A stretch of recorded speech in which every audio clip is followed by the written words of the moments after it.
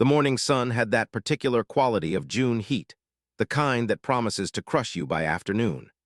Margaret Harrison stood at the edge of her backyard, hands on her hips, surveying her kingdom with the satisfied smile of someone who'd recently won a very expensive war. The pool was hers now, all of it. The turquoise water, the saltwater system she'd fought 4 different contractors to get installed, the heated concrete deck that cost more than her first car, the pergola with the motorized retractable shade. Every square foot of this oasis belonged to her, and most importantly, belonged to no one else. Especially not to David. "You like it?" Her business partner, Marcus, stepped out onto the deck behind her, 2 cold coffees in his hands. He'd driven over early because they had a problem at the office, something about a vendor delivery, but first he'd wanted to see what 3 months of separation and a well-negotiated settlement had bought his best friend. Margaret accepted the coffee, took a long sip, and felt the corners of her mouth lift into something that was almost pure joy. "I love it. I haven't felt this peaceful in 5 years." That was the truth and the lie combined. The peace was real, the kind that came from finally having control over something concrete, something physical that no one could gaslight you about or reframe or tell you that you were remembering wrong. The pool was exactly as beautiful as she perceived it to be. No one could convince her otherwise. The lie was that it had only taken 5 years.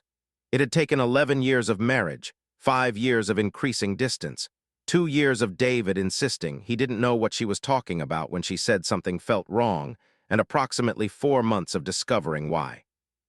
"Come on," Marcus said, nudging her shoulder. "Let's get inside. I'll tell you about the Henderson order, and then we can figure out if it's as catastrophic as I think it is." Margaret lingered a moment longer, watching how the sun caught the water, creating diamonds of reflected light that danced across the concrete. She'd always loved this backyard. During the marriage, David had complained about the maintenance, the cost, the way it took up unnecessary space that could be better utilized. He'd suggested converting it to a small garden, something more practical. Now it was hers to do with as she pleased. The inside of the house was cool and quiet. Margaret had renovated it too, soft grays and whites instead of David's dark wood preference, bright art on the walls instead of his minimalist aesthetic, a working kitchen instead of a museum. The house felt alive now, like it was finally inhaling for the first time. They settled at the kitchen island, and Marcus pulled out his laptop. "Henderson wants to reduce their Q3 order by 40%, he said without preamble. Marcus was good like that, no sugar-coating, no runway, just the impact assessment. Margaret's stomach tightened. "When?" "They called yesterday at 4:30. I texted you, but I figured you didn't see it." She hadn't. She'd been floating in her pool, watching the light change, thinking about absolutely nothing. The luxury of that, the pure indulgence of an evening where no one needed anything from her and nothing required her attention. She was still getting used to it. "Did they give a reason?" "Budget concerns, recession talk, you know the usual apocalypse predictions." Marcus closed the laptop. "We can absorb it if we need to, but it's not ideal. I wanted to run it by you before I called them back." The old Margaret, the one who'd spent 11 years diminishing her own needs and opinions, would have immediately said they should do whatever kept the client happy. Find a way, work harder, sacrifice more. The new Margaret, the one who had a pool, was learning to hesitate. "What do you want to do?" she asked. Marcus smiled. It was the smile he'd been waiting for, the one that meant Margaret was remembering that she got to have opinions too, that her thoughts mattered, that she wasn't obligated to absorb everyone else's problems into her own chest cavity. "I want a counter. They get a discount, but only if they commit to the full order by end of month. Otherwise, we prioritize other clients. We're good enough to be selective." "We are," Margaret agreed. "Tell them that." Already texted them, waiting on response. They talked for another 20 minutes about logistics, then Marcus packed up his laptop.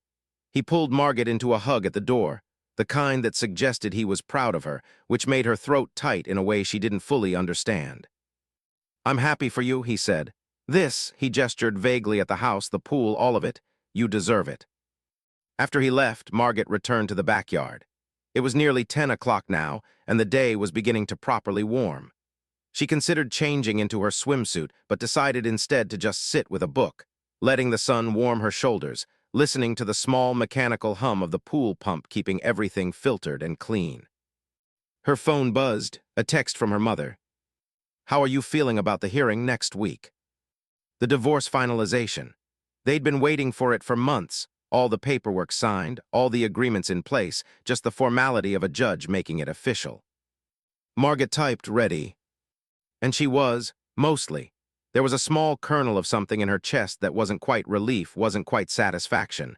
Something that felt almost like grief, but that didn't make sense. She'd grieved the marriage while she was still in it.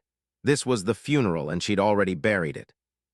She set the phone aside and opened her book, something light and escapist, a habit she'd developed recently. No more dense literary fiction that demanded emotional labor. No more trying to decode meaning in experimental narratives. Just stories where the narrative was clear, the ending satisfying, and the resolution earned. The afternoon slipped away in that particular way June afternoons do. The kind where you look up from your book, and suddenly it's 4 o'clock, and the sun is sliding toward the western tree line, and you can't believe you've been sitting still for 6 hours. Margaret went inside and showered, changed into fresh clothes, made herself a simple dinner. She'd become good at eating alone. In the marriage, David had opinions about everything she ate. Too much salt, too much sugar. Why did she need to cook something elaborate when there was a perfectly good salad? Now she made pasta with butter and parmesan and fresh basil, and she ate it slowly, and no one was there to suggest she was slowly killing herself. It was dark by 8 o'clock. Full darkness, the kind where the neighborhood quieted down and everything felt sealed away private. Margaret made tea and settled on the back porch with a blanket, watching the pool lights illuminate the water below. She'd paid extra for the underwater lighting, LED, color-changing, completely unnecessary. David would have hated it. She set her phone to do not disturb and let herself drift. The house was secure, the doors locked, the security system armed. The pool was hers, the house was hers, her life was hers. The morning of the hearing, Margaret wore a navy suit that made her feel professional and strong. She met her lawyer, Patricia, outside the courthouse. Patricia had been recommended by Marcus's wife, and she'd been worth every penny, sharp, meticulous, unwilling to let David's gaslighting tactics derail the process. The hearing lasted 45 minutes. David didn't even show up in person. His lawyer represented him via video call. It was the kind of contempt that would have stung 6 months ago, but now just felt like confirmation that she'd made the right choice. The judge's gavel came down. The marriage was officially dissolved. Margaret didn't cry. She felt a strange lightness, as if someone had been pressing on her chest for years and had finally released their grip. Patricia squeezed her arm. You did it, how do you feel? Free, Margaret said, and it was true. I feel free. She left the courthouse and decided not to go to the office. Marcus could handle things. She drove to a small boutique hotel that had just opened downtown, the kind of place with good coffee and a quiet atmosphere, and she sat in their lobby lounge and worked on some personal projects, nothing work-related. She sketched ideas for redecorating her guest bedroom. She read. She let the morning expand into afternoon. By 5 o'clock, she was driving back home, the windows down, music playing, the radio set to a station that played nothing but upbeat pop songs. She felt unmoored in the best possible way, untethered from an entire life structure, and not yet landed anywhere new. The driveway came into view, then the house, then the pool. Then the car parked in her driveway. A silver Tesla, recent model, the kind that spoke of money and success and someone who was very confident about their place in the world. Margaret's hands tightened on the wheel. She recognized that car. No, that wasn't possible, it wasn't. She pulled in behind it and sat for a moment, engine idling, hands shaking slightly. The car was empty. There was no note on the windshield, no explanation. Just David's car sitting in her driveway on the day the divorce was finalized, like some kind of cosmic insult. Margaret turned off the engine and got out, her professional suit suddenly feeling like armor that might not be strong enough. The front door was locked. She used her key. It still worked, obviously. She'd never given him his copy back, and maybe that had been a mistake. She pushed the door open slowly. Hello, her voice sounded strange in her own house. Nothing. She moved through the living room, the kitchen, checking each space. Empty. The house held the quality of an abandoned stage set, waiting for something to happen. The back patio door was open. Every nerve in Margaret's body went cold. She never left the back door open. She was meticulous about security, paranoid after the divorce process had made her aware of just how little privacy anyone really had. The back door should be. She stepped outside. The figure sat on one of the lounge chairs by the pool, shoes off, feet dangling just above the water's surface. The late afternoon sun caught the side of their face, and Margaret's stomach performed a kind of violent inversion. It wasn't David. The figure stood up, turning to face her, and Margaret understood in that moment why the universe sometimes felt like a cruel practical joke designed specifically to destroy you. "Hi, Margaret," Cassandra said, her voice warmer than it had any right to be. "I know this is probably surprising." Cassandra Rothschild, 8 years old when they'd last met, 14 now, her daughter. Not technically. She'd never been legally adopted, though David had started the process twice and Margaret had encouraged it, had been ready for it, had wanted it with the kind of desperate intensity that made her realize now how much of herself she'd poured into something that was never really hers to have. Cassandra had come to them when she was 6, David's niece, child of his younger brother who was in and out of rehab, mother unknown or unwilling. David had suggested they take her in temporarily. Margaret had made it permanent in her heart by week 2. Then David had decided to reinvent himself at 50, had taken up with a yoga instructor half his age, and had decided that a preteen stepdaughter didn't fit his new vision. He'd moved out 6 months before asking for the divorce. He'd basically vanished from Cassandra's life 3 months after that. And Margaret had been fighting to maintain custody, to formalize the guardianship, even after the divorce, fighting David on this one thing because she couldn't let go of the one good thing their marriage had produced. But he'd fought her, legally, technically, finding loopholes. In the end, he'd won. Custody had gone to Cassandra's biological father, David's brother, who'd gotten sober, who'd gotten his life together, who'd legally been in a better position even though he'd been absent for years. The hearing for that custody change had happened 2 weeks ago. "How did you get here?" Margaret asked, her voice sounding like it was coming from very far away. "My dad dropped me off," Cassandra said. "He wanted to surprise you. I wanted to see the house, and he said—" Cassandra's face shifted slightly, becoming less confident. "He said maybe you wouldn't want me to come, but I asked if I could surprise you, and did I make a mistake? Are you mad?" Margaret couldn't breathe quite right. Cassandra was 14 now, but she had Margaret's eyes, that strange combination of blue and green that their family shared. She was wearing a sundress, and her hair was longer than Margaret remembered, braided down her back. She looked grown. She looked like someone who had a life that Margaret wasn't part of anymore. "I'm not mad," Margaret heard herself say. "I'm just surprised. I didn't know you were coming." "Yeah, that was the plan." Cassandra smiled, and it was tentative, like she wasn't quite sure if she should be smiling. "My dad said he wanted to give you some time before we started, like coordinating visits. He said the hearing was today and you probably needed time to process." David's brother, Marcus's wife, had recommended Patricia. Patricia had been meticulous, and somehow Marcus's wife would definitely know David's family situation through her husband. Had Marcus known? Had he been keeping this secret for how long? "Your dad is being thoughtful," Margaret managed.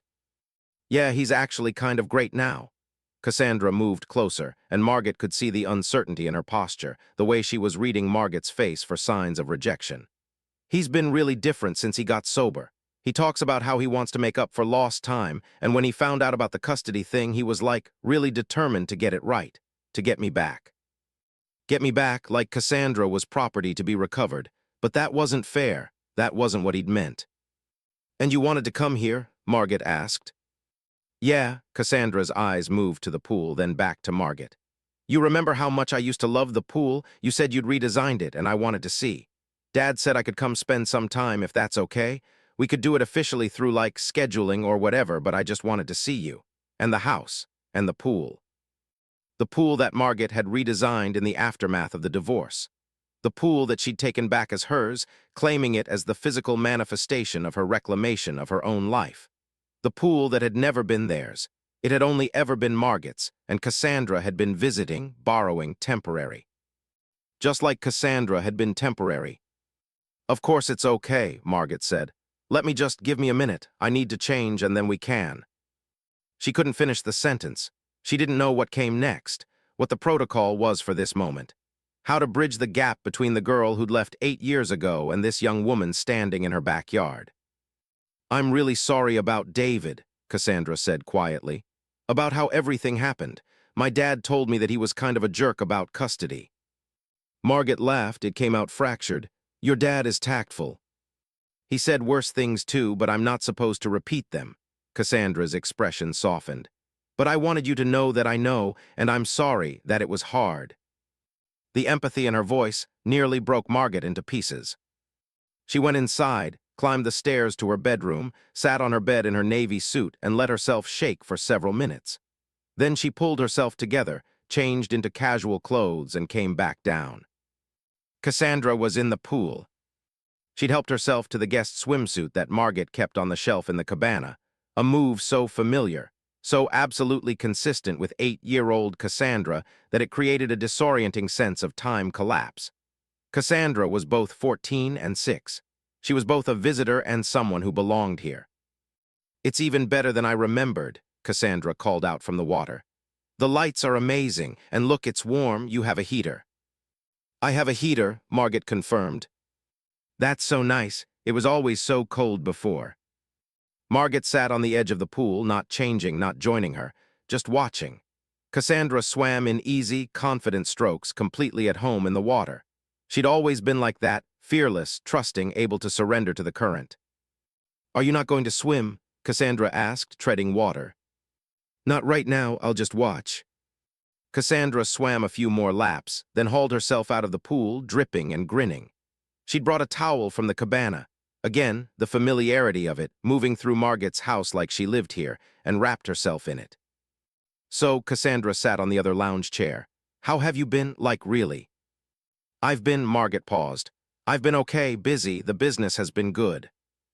"Your design business. I remember you talking about it. You seemed really passionate about it." "I am." They sat in silence for a moment.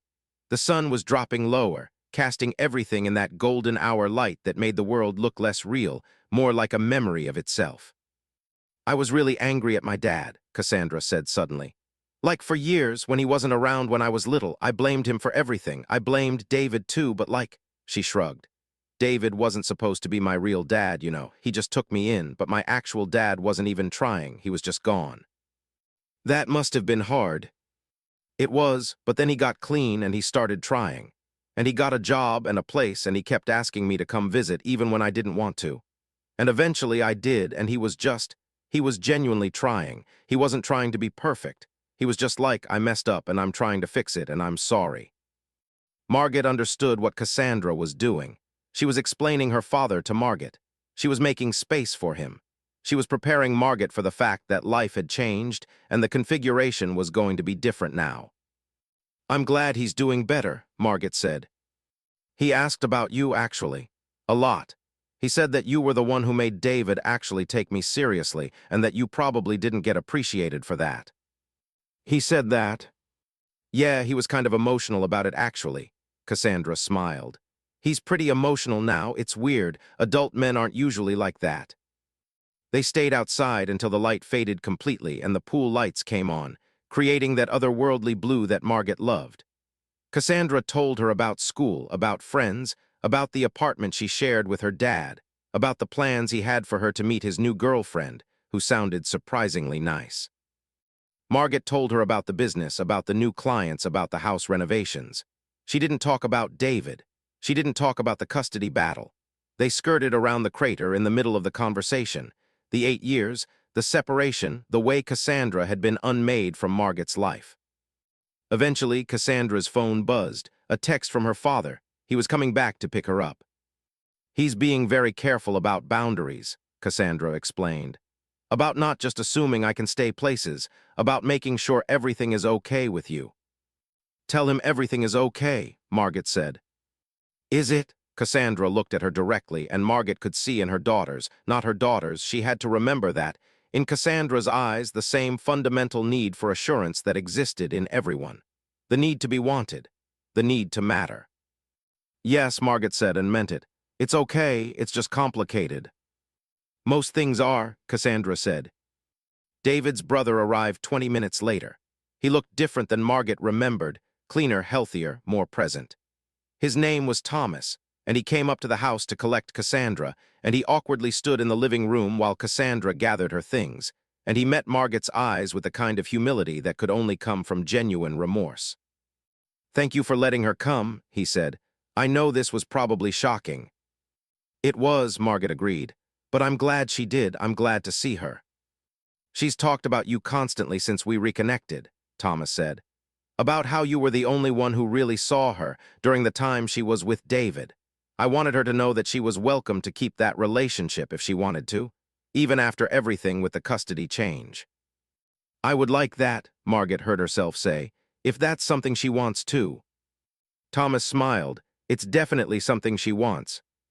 He and Cassandra left as night fully fell. Margaret stood on her porch and watched them drive away, watched the taillights disappear around the corner of the street, and then she went back inside. The house felt different now, occupied, like the possibility of presence had rewired something fundamental. She went back outside and sat by the pool, watching the lights ripple across the water. She thought claiming this space meant it was only hers, but maybe that wasn't what reclamation really meant. Maybe it just meant getting to decide who you let in and on what terms. The schedule was established over email, through lawyers, with the kind of formality that made everything feel sterile and impossible. Cassandra would spend 2 weekends per month at Margaret's house. Thomas would facilitate transportation. Everything was to be documented and agreed upon, because that was what happened when families broke and had to be reassembled into new configurations. Margaret prepared for the first official visit the way she would have prepared for a job interview, cleaning, organizing, planning activities. She bought new toiletries for the guest bathroom. She stocked the kitchen with foods she remembered Cassandra liking, though 8-year-old preferences might not carry over to 14-year-old tastes. She had no way of knowing. The Saturday Cassandra arrived, Margaret found herself nervous in a way she hadn't experienced in years. Nervous and hopeful and terrified of getting it wrong. Thomas dropped her off at 2 in the afternoon. He lingered in the driveway, and Margaret understood that he was giving them space, but also checking to make sure she wasn't going to slam the door in his face the moment he turned around. "Come in for coffee," Margaret found herself saying. Thomas looked surprised but not displeased. Yeah, it's a Saturday. You can stay for coffee." They sat in the kitchen, and Thomas was awkward the way genuinely reformed people often are, overly apologetic, too willing to take blame for things that weren't entirely his fault, carefully not taking up too much space. Cassandra rolled her eyes at him with the kind of fond exasperation that suggested she'd been coaching him on how to interact with people. "He's better when he's not overthinking it," Cassandra told Margaret, gesturing at her father. "He's convinced everyone hates him because he used to be a jerk, and he's trying to compensate by being aggressively nice." "I can hear you," Thomas said mildly. "I know, that's who I'm talking to," Cassandra said. She turned to Margaret. "Is he making you uncomfortable with the apologizing?" "A little bit," Margaret admitted. "Dad, you need to just be normal. Nobody wants to hear about your feelings of inadequacy every 5 minutes." Thomas laughed, a real laugh, not bitter, and something in his face relaxed. He was a good father, Margaret could see that immediately. The kind of father who could be told he was being annoying and take it as useful feedback. The kind of father who was genuinely trying. The kind of father that David had never been. After Thomas left, Margaret and Cassandra fell into an uncertain rhythm. They went to lunch at a place in the neighborhood, and Margaret remembered that Cassandra loved that particular kind of overstuffed sandwich. They came back and sat by the pool, and Cassandra talked about school. She was going to get into a good college. She had AP classes lined up. She was thinking about environmental science. "I want to do something that matters," she said, dangling her legs in the water. "I don't want to just have money and nice things. I want to actually help fix things." "That's good," Margaret said. "That's important." "Did you always know you wanted to do design?" Cassandra asked. Margaret thought about it. "I wanted to make beautiful things. I wanted spaces that made people feel okay. I didn't know how to do it at first, but I figured it out." "Do you feel okay now, in your spaces?"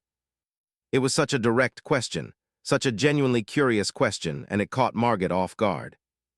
"Yes," she said, "I do. For the first time in a long time, I actually feel like I belong in my own house." "That's because you do," Cassandra said simply.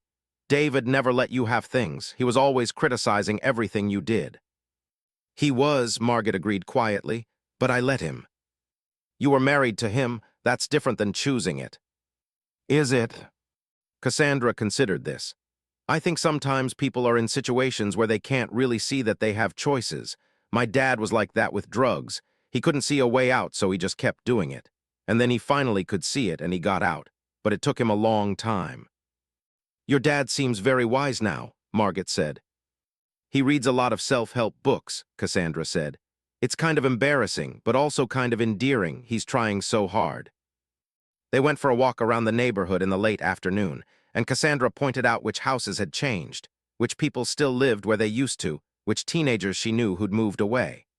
She had roots here, Margaret realized. Not deep roots, because she'd only lived there for 2 years, but visible ones. She'd belonged to this place in a way she belonged to her father's apartment now. Cassandra was split between 2 homes, 2 configurations of family, and somehow she was managing it with the kind of grace that adults seem to lack. That evening they ordered Chinese food and watched a movie, something Cassandra chose, a sci-fi thriller that was better than it had any right to be. By the time it ended, it was nearly midnight, and Cassandra yawned and said she should get to bed. Margaret had prepared the guest room, fresh linens, soft lighting, extra pillows, and blankets. She'd worried she was overdoing it, but Cassandra seemed to appreciate it. She changed into pajamas and climbed into the bed, and Margaret sat on the edge of the mattress. Thank you for letting me come, Cassandra said quietly. I know the divorce was hard and everything with my dad. I know it's awkward. It's not awkward with you, Margaret said. It's complicated but not awkward. Good, Cassandra reached out and took Margaret's hand. It was such a simple gesture and it broke Margaret into tiny pieces. I missed you. Like I thought I was okay, but I missed you. I missed you too, Margaret said, so much. They held onto each other's hands across the small space of the mattress, and Margaret thought about how grief is really just love with nowhere to go. She'd been grieving Cassandra for 8 years and hadn't realized it. She'd called it relief, called it moving on, called it starting fresh. She'd called it a lot of things except what it actually was. The next morning they made pancakes, Margaret doing the cooking while Cassandra sat on the counter pretending to supervise. They ate slowly, not discussing anything important. They swam. They sat in the sun and read different books in comfortable silence. Thomas came to pick Cassandra up at 4 o'clock, and there was none of the awkwardness of that first visit. Instead, Cassandra hugged Margaret at the door, and Margaret let herself hold on just a beat too long, and Thomas pretended not to notice. The following weeks fell into pattern. Cassandra came 2 weekends a month. Sometimes they did activities, movies, restaurants, a concert at the park. Sometimes they just existed in the space together, doing separate things that somehow amounted to togetherness. Margaret learned Cassandra's current favorite foods, different from 8-year-old preferences. Her taste in music, terrible, all mainstream pop. Her homework patterns, she worked in the afternoon, always with a cup of tea and the patience of someone training for a marathon. And then, 6 weeks into the new configuration, everything shifted. Margaret got a call from Marcus on a Tuesday afternoon. David's getting married, he said without preamble. Margaret sat down. Okay, good for him, that's fine. You didn't know? No, why would I know that? Because Cassandra's probably going to mention it, and I thought you should hear it from me first. The woman is like 28. She's a yoga instructor. She has a kid from a previous relationship. David's apparently very committed to this whole reinvention. Did Thomas know? Margaret asked. I don't know, probably. She was right. Cassandra mentioned it that Saturday, brought it up carefully, like she was defusing a bomb. My dad said you'd probably want to know because sometimes news like that can be weird, Cassandra said. She was doing homework at the kitchen table while Margaret made dinner. But I wanted to tell you before you found out from someone else. David's getting married, to someone really nice, actually. And she has a kid, a boy, he's 9, and I think David's trying to redo the family thing but better this time. Margaret's hands paused in the middle of chopping vegetables. How do you feel about that? Honestly, I'm not sure. I want to be happy for him because he's still my uncle and he's trying to do better, I guess. But also, it's he just gave up on us and now he gets to have a new family and we're supposed to be fine with that. You don't have to be fine with it, Margaret said. I know, but what's the point of being mad about it? That's his choice, that's his life. The sophistication of that perspective, the understanding that other people's choices were theirs to make, and that her anger about it was separate from that reality, made Margaret realize how much Cassandra had had to grow up in the time they'd been apart. How much she'd had to learn about the complexities of family and loss and reconstruction. "Is it weird for you," Cassandra asked, "that he's getting married?" "A little bit," Margaret admitted, "but not in the way it probably would have been a year ago. I'm glad it doesn't hurt." "That's good. That means you're actually over it." "Yeah," Margaret agreed. "I think I am." And she realized. The David who'd spent the marriage criticizing her, controlling her, making her feel like she was the problem, that David had become someone whose choices she could observe with interest but not investment. He was learning to be better with someone else. That was his work to do. It had nothing to do with Margaret anymore. The wedding was in September, the kind of outdoor ceremony that happened in coastal California where weather was almost always cooperating. David didn't invite Margaret or Cassandra, which was probably wise, but he did invite Thomas, and Thomas debated going, and eventually decided not to, which created a small family drama that Cassandra had to navigate. "I don't want you to feel like you have to choose," she told her father, "between being supportive of me and showing up for people." "That's not what's happening," Thomas said. "I'm just not interested in watching your uncle marry his yoga instructor. I'm choosing not to go because I genuinely don't want to be there, not because you need me to make a point." But Cassandra still seemed to need the assurance, and Thomas, understanding that, gave it generously. By October, Margaret had started to trust the pattern.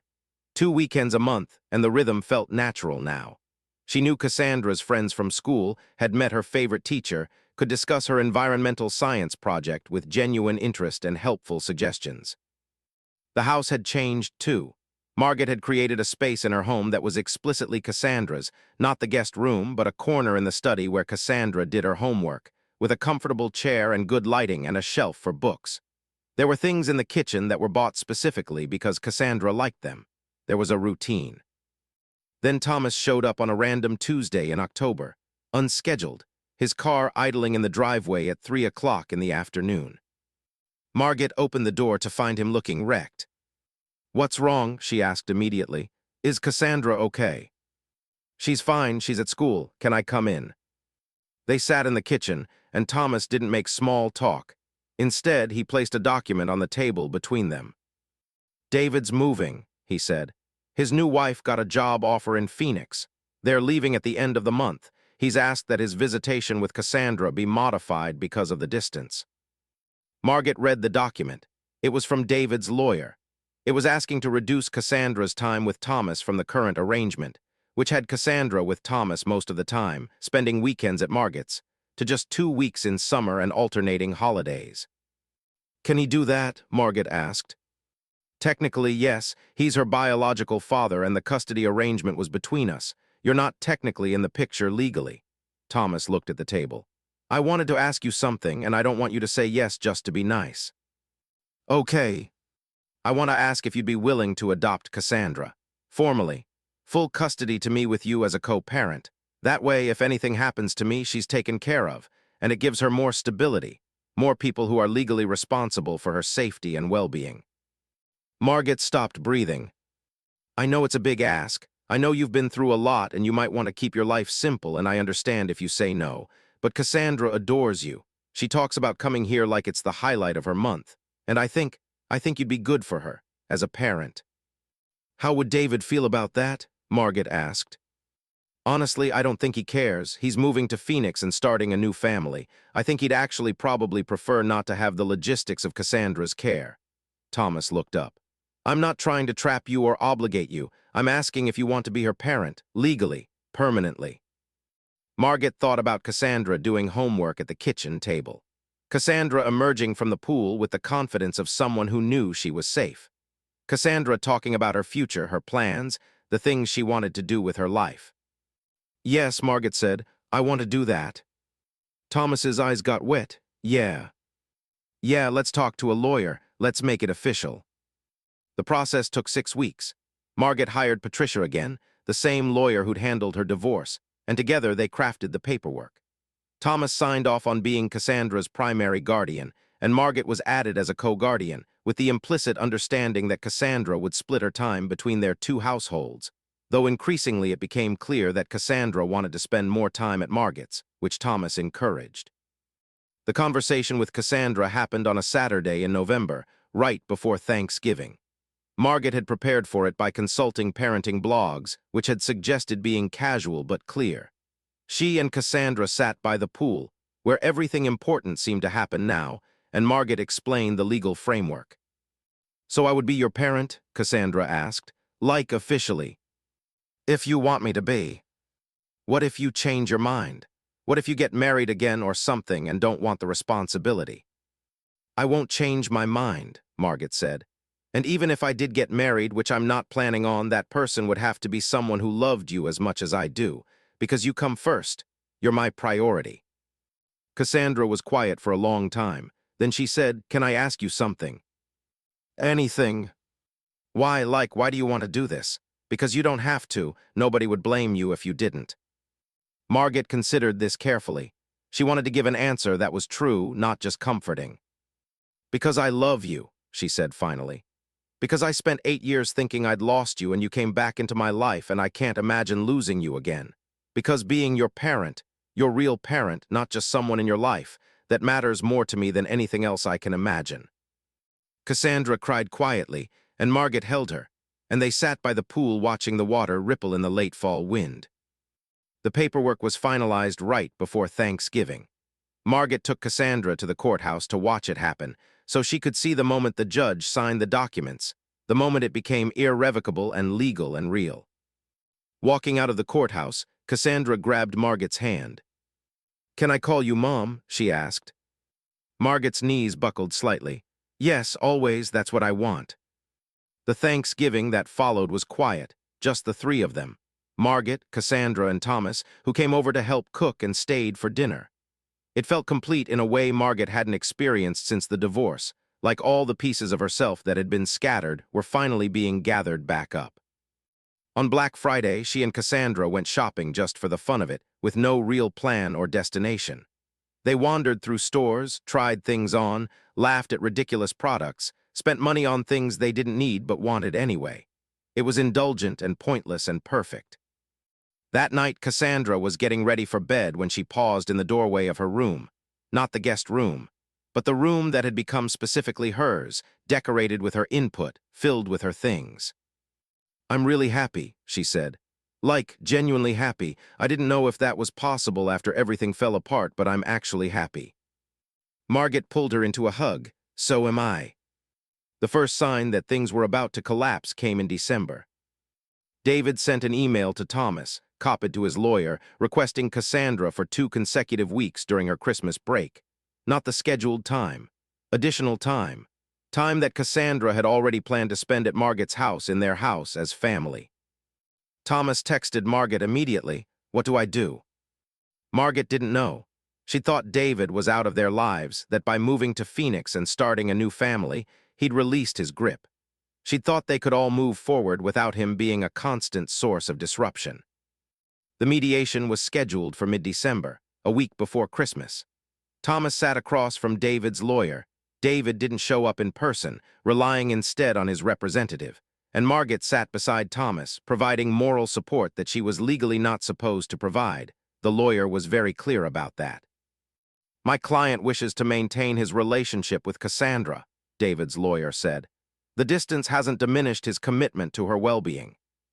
It was a well-crafted sentence, designed to sound thoughtful and parental, which is why it was so effective at making Margot's blood boil. Thomas's lawyer, a sharp woman named Diane who specialized in custody modifications, responded calmly. "Your client has made no attempt to contact his ward in 3 months. The current arrangement is sufficient for maintaining the relationship while allowing Cassandra to build roots in her primary residence. Mr. David Harrison is relocating in an attempt to provide better opportunities for himself and his new family," the opposing lawyer continued. "He also wishes to provide additional support to Cassandra during this transition period."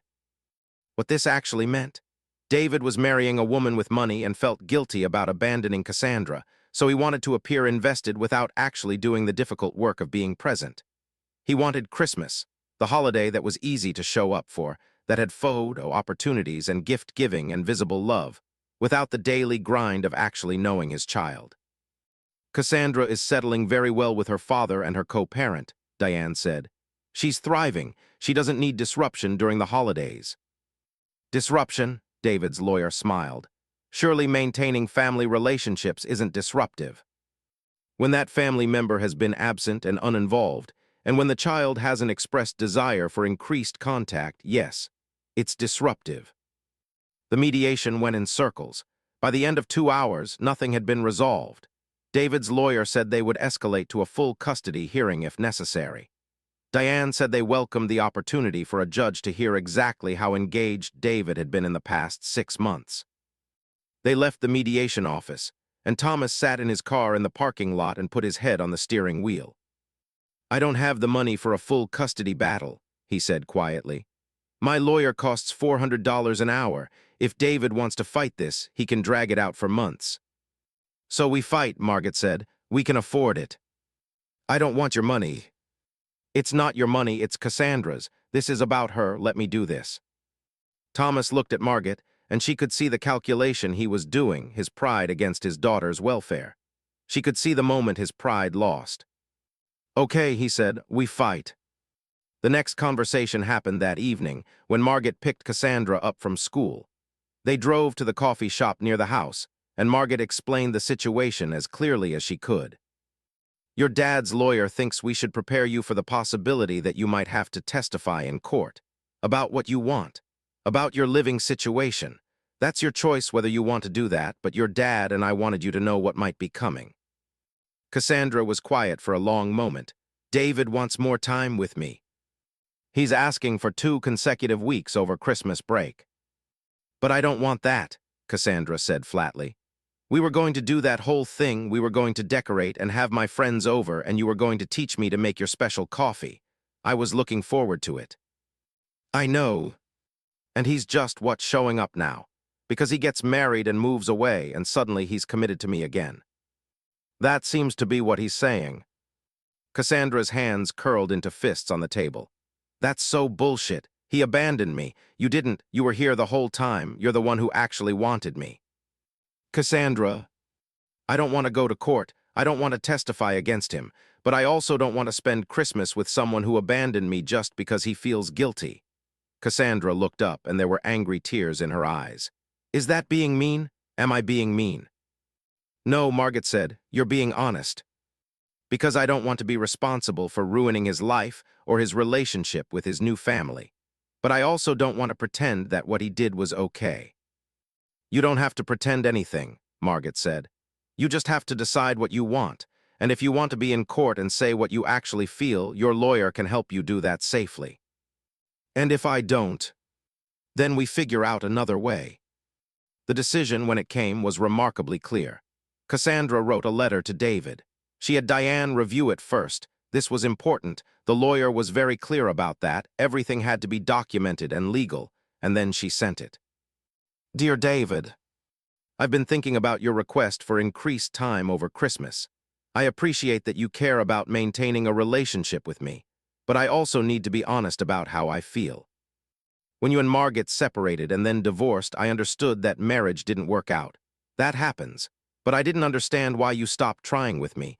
I was 6 years old and you just left. You didn't call very much. You didn't visit very much. It felt like I wasn't important enough for you to stay. Then Margaret kept me. She fought for me. She made me part of her life, and she didn't have to because we're not related. And then she legally adopted me. She's my mom now, and that feels right in a way it never did with you. I don't hate you. I think you're trying to be better, and I'm glad you're trying. But I don't want to spend 2 weeks with you over Christmas. That's my time to be with my family. And that family is my dad and my mom, that's Margaret, and the life we built here. I hope you have a good Christmas. I hope your new family makes you happy. But I'm not responsible for fixing your guilt, and I can't let you be responsible for deciding what my family looks like. Cassandra." She sent it on a Wednesday. David's response came 48 hours later from his lawyer. He was withdrawing his request for increased holiday time. The relief was enormous. But it wasn't clean, because David, angry, wounded David, responded to Cassandra directly. He called her cell phone on a Thursday night while she was doing homework at the kitchen table.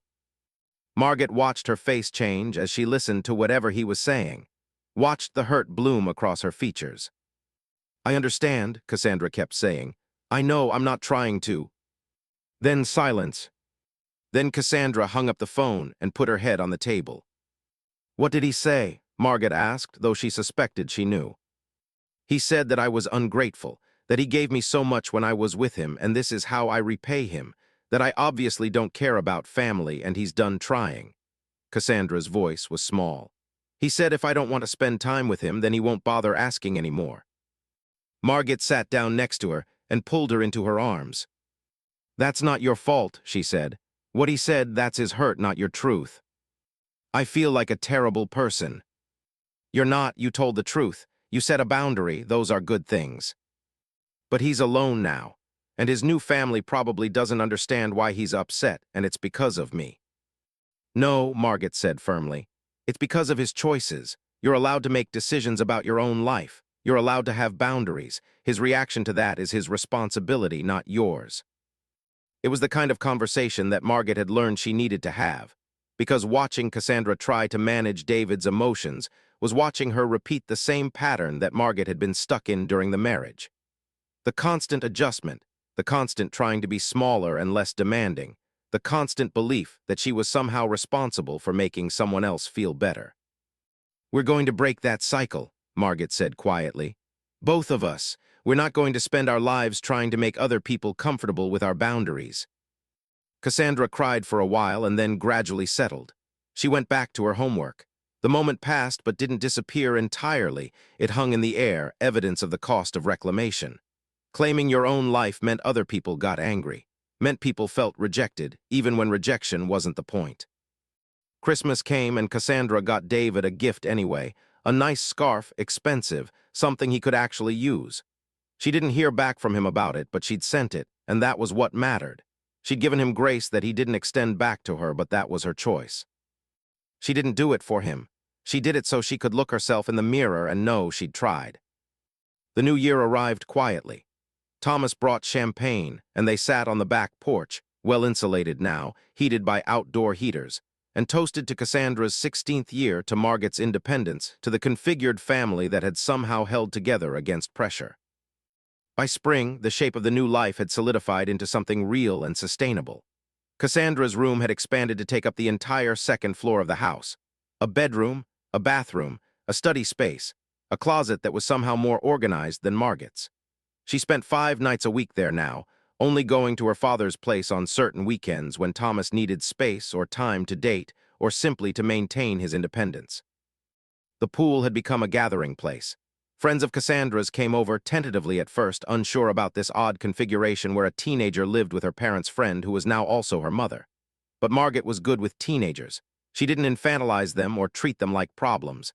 She asked them genuine questions and listened to the answers. She made good snacks. She respected boundaries. Slowly, the house became known in Cassandra's peer group as a good place, a place where you could be yourself. Thomas and Margaret settled into a rhythm of co-parenting that mostly worked.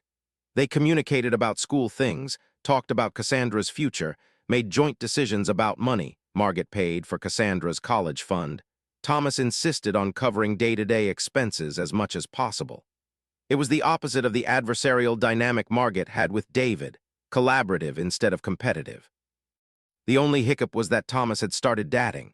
A woman named Patricia, different Patricia, not the lawyer who was kind and stable and seemingly untroubled by the complex family structure. She spent time at their place sometimes, made breakfast, was trying to integrate into Cassandra's life in the careful way of adults who understood they were entering an established ecosystem. Margaret was fine with it, mostly. She occasionally noticed herself being short with Patricia for no real reason and had to think about why that was. Jealousy, she realized finally. Not romantic jealousy. She had no romantic interest in Thomas, but rather the jealousy of someone who had finally configured her life the way she wanted it, and was now watching another person try to reshape it again. She had to let go of that. She had to trust that good people adding to a structure didn't necessarily collapse the structure. It was harder than it sounded. By summer, Cassandra was finishing her sophomore year. She'd become increasingly involved in environmental activism, had organized a beach cleanup with her school, had started a club dedicated to sustainable living practices. She was, in other words, becoming the kind of person who wanted to change the world. Margaret bought her books on environmental policy. Thomas drove her to meetings. Together, they created a support system that allowed Cassandra to become herself. The day after school ended for summer, Patricia suggested that Thomas and Cassandra come spend a week at her beach house. Thomas asked Cassandra first, gave her the choice. Cassandra said yes. Margaret, alone in the house for the first time in months, felt both relieved and unsettled. She'd spent so long reconstructing her life around Cassandra that she'd forgotten what it was like to have only herself to think about. She wandered the house, checked the pool chemicals, fine, watered the plants, did work stuff that didn't really need doing. That evening, Marcus stopped by unannounced. "I had a meeting downtown and thought I'd swing by," he said. "See your empire." They sat by the pool, and Margaret told him about Cassandra, about the adoption, about how different her life had become. "You're happy," Marcus said. "It wasn't a question." "I am." "That's good, you deserve to be happy. When you came out of the marriage, you were so small, like you'd been shrinking for years and were barely there anymore. Now you're," Marcus gestured vaguely, "your actual size again." "That's very poetic," Margaret said. "I'm a man of hidden depths." They talked until the sun set, and Marcus left with a hug and a promise to bring his wife by some time so she could meet Cassandra. Margaret watched him drive away and felt the solidity of her life settle around her like a comfort. She was going to be okay, better than okay. She was going to be happy. The universe, apparently, thought she needed one more test. Thomas called the next morning, his voice tight and strange. "We've had an accident," he said. "We're at the hospital. A car hit us on the way to Patricia's place. We're okay, all of us are okay, but the car's totaled and we're in the emergency room getting checked out." Margaret's knees went weak. "Cassandra." "She's fine, scared, but fine. She's asking for you. Is it okay if I bring her to your place while Patricia deals with the insurance stuff? She's pretty shaken up." Margaret was in her car before the sentence finished. She drove to the hospital like someone possessed, parked illegally, and ran inside. Cassandra was in a curtained area, dressed in a hospital gown, with a neck brace that made Margaret's heart stop. Thomas was there too, moving slowly with bruising along his left side. "Mom," Cassandra said, and started crying. Margaret held her daughter very carefully, trying not to jostle the neck brace, not to disturb anything that might hurt. The doctor came and explained that there were no serious injuries. Lots of bruising, some whiplash, x-rays that showed nothing broken or fractured. They should monitor for any worsening symptoms, but the prognosis was good. Cassandra could go home. Margaret took her home, made her comfortable on the couch, and sat beside her, not quite believing that she had her daughter back, whole and safe. "I was so scared," Cassandra said quietly.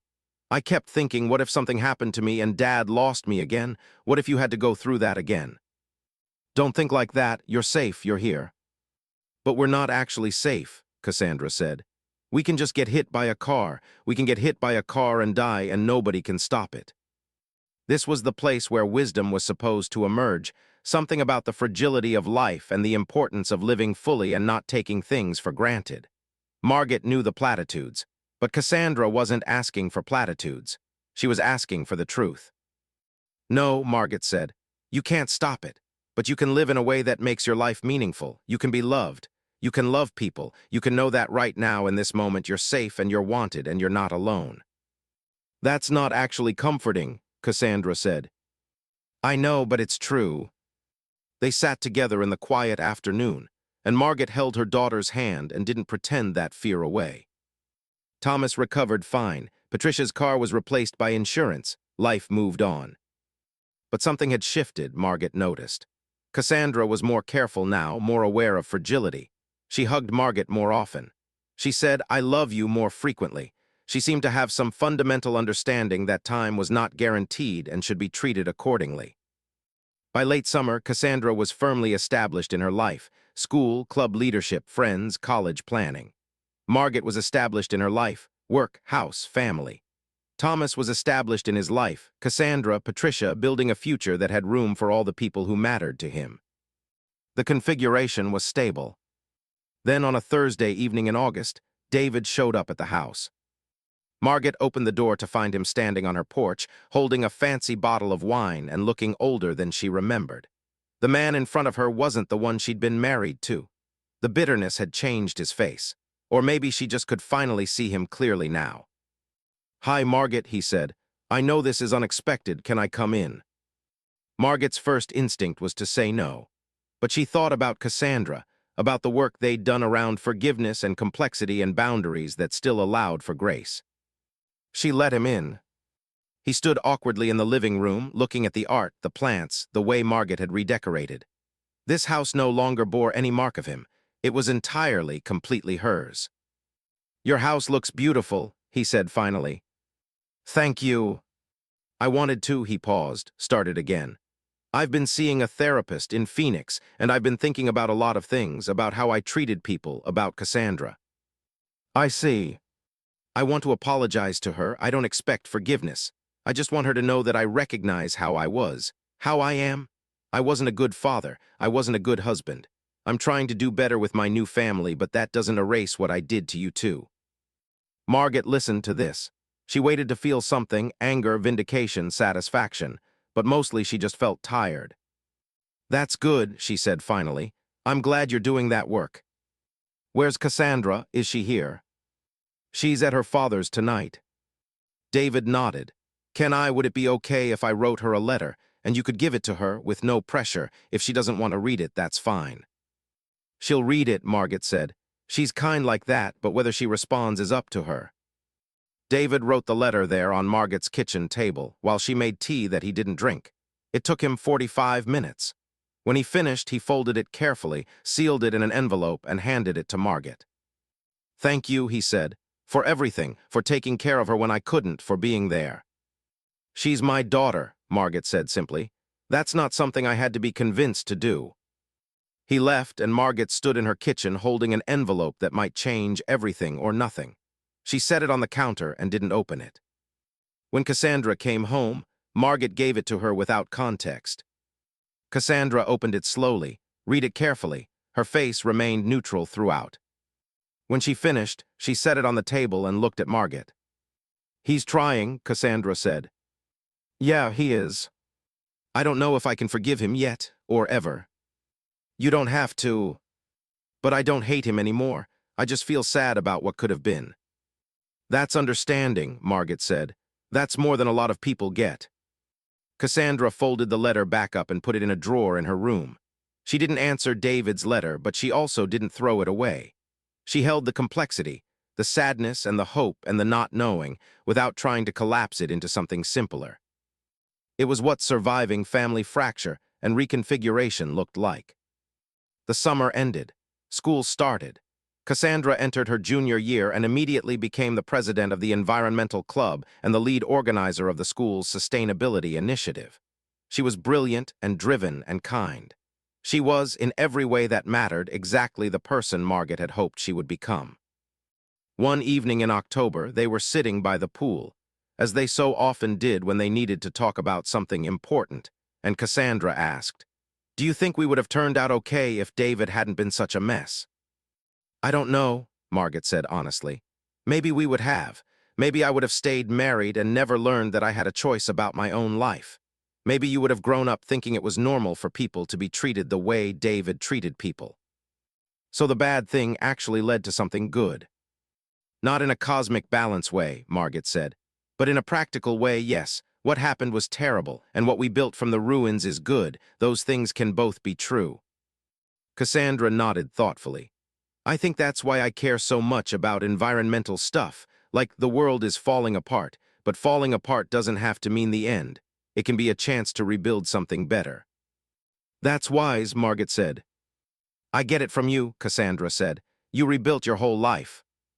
"We rebuilt," Margaret corrected. "You helped too. You showed up. You were willing to try again after I'd already given up." They sat in the quiet evening, the pool lights reflecting off the water, and Margaret thought about the question the universe had posed. Can you love someone who isn't yours? The answer, it turned out, was yes, you could. You could love them so completely that they became yours in every way that mattered. You could fight for them. You could build a life with them. You could become family in all the truest senses.